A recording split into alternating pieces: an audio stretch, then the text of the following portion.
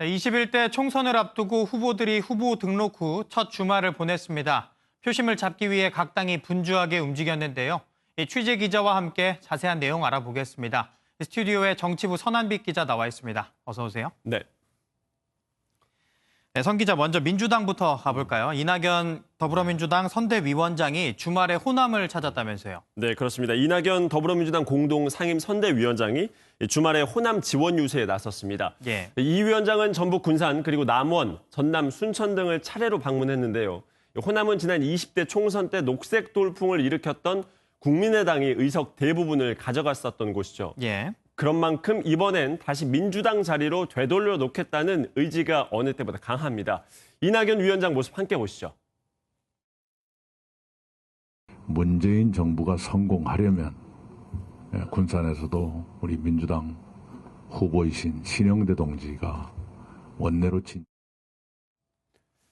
네, 이 위원장이 이렇게 전북 남원을 방문했던 자리에서는 잠시 소동이 있기도 했습니다. 지난 총선 때 국민의당으로 당선이 됐다가 이번엔 무소속으로 출마한 이용호 후보로부터 거센 항의를 받기도 했는데요.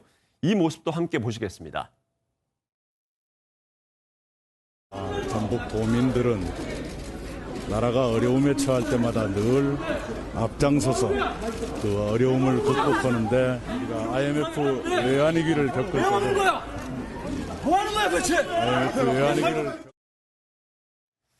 네, 이낙연 위원장은 무소속이나 다른 정당 후보들의 민주당 복당 계획은 없다고 다시 한번 분명히 선을 긋기도 했습니다. 네, 이번에는 미래통합당으로 가보겠습니다. 김종인 총괄선대위원장이 1950년대 선거 구호를 외쳤다고 하는데 이건 어떤 내용인가요? 네, 그렇습니다. 김종인 위원장이 첫 공식 행보에서 민생 구호를 외쳤는데요. 예. 화면으로 직접 먼저 보시겠습니다. 네.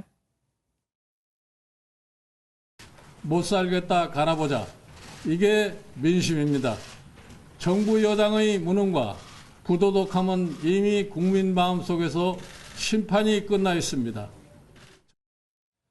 네, 못 살겠다, 못 살겠다, 또 갈아보자, 어디선가 들어본 느낌이 납니다. 예. 1950년대 나왔던 구호인데요. 1956년 당시 야당이었던 민주당이 내걸었던 선거 구호로 유명합니다. 네. 김 위원장은 코로나19와 관련한 신속하고 과감한 100조 원 규모의 재정 정책이 필요하다고 말하기도 했습니다. 네. 이것도 직접 들어보시겠습니다. 512조의 예산 중 상당 부분이 쓰지 못해 남게 됩니다. 정부와 국회는 신속하게 올해 예산의 20% 정도 규모를 명목 변경해서 네, 그리고 미래통합당의 유승민 의원이 또 긴 잠행을 멈추고 모습을 드러냈다고 하고, 국민의당 안철수 전 대표도 모습을 드러냈다고 해요. 자가격리를 마쳤다고 하는데 어떤 내용들이 좀 나왔나요? 네, 유승민 의원이 잠행에 들어갔던 건 지난달 9일이었었습니다. 예. 당시 총선 불출마를 선언한 후 50여일 동안 모습을 드러내지 않았었는데요. 선거 지원 유세로 활동을 재개했습니다. 바른정당 시절부터 자신과 함께 해온 지상욱 후보를 찾았고 검사 내전의 주인공으로 본인이 직접 영입했던 김웅 후보의 선거사무소를 방문했습니다. 예. 안철수 국민의당 대표도 대구 의료 봉사 후 2주간 자가격리를 마치고 모습을 드러냈습니다. 안 대표는 코로나19 사태로 유권자가 투표 포기를 불러올 수 있기 때문에 투표 기간을 늘려야 한다는 주장을 내놓기도 했습니다.